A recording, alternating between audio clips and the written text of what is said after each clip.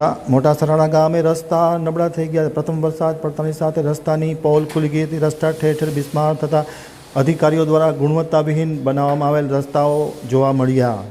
હવે જોઈએ હુસેન નગરિયાનો એક વિસ્તૃત અહેવાલ। સરાણા મોટામાં થોડો વરસાદ પડતાની સાથે રસ્તાની હાલત અત્યંત ખરાબ થઈ ગઈ છે। ખાસ કરીને ભ્રષ્ટાચારયુક્ત રસ્તાની અધિકારીની પોલ વરસાદે ખોલી નાખી હતી। લાંબા સમયથી રજૂઆત કરવા છતાં રસ્તા મરામત થતા નથી। સરાણા મોટામાં ગઈકાલે પડેલ વરસાદના કારણે રસ્તાની હાલત અત્યંત ખરાબ થઈ ગઈ છે। ગ્રામ્ય રસ્તા ચાણી જેવી હાલતમાં ફેરવાઈ ગયા છે। અનેક વિસ્તારોમાં સીસી રોડ કે મેટલ રોડ જેવી સુવિધા ઉપલબ્ધ નથી।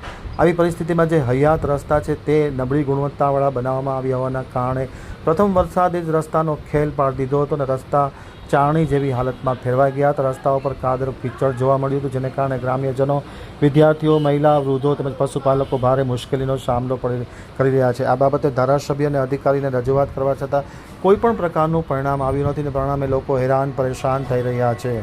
મારું નામ જત હુસેન છે અને હું સરાડા મોટાનું રહેવાસી છું।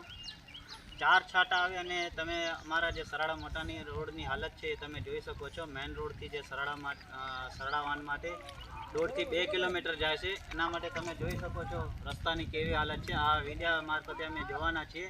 અમારા તાલુકા પંચાયતને, જિલ્લા પંચાયતના ચૂંટેલા પણ બિચારા ભાજપના છે, તો પણ ભાજપ સરકારશ્રીને અમારી આ વિનંતી છે કે અમે 3-4 વર્ષોથી અરજી લખીને થાકી ગયા છે, તો હજી સુધી એનું કાંઈ નિરાકરણ નથી આવ્યું।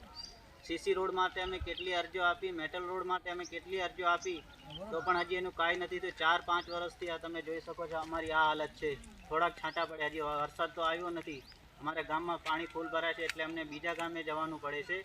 તો હવે આ મીડિયા મારફતે અમે તમને દેખાડીશું કે અમારી રસ્તાની કેવી હાલત છે।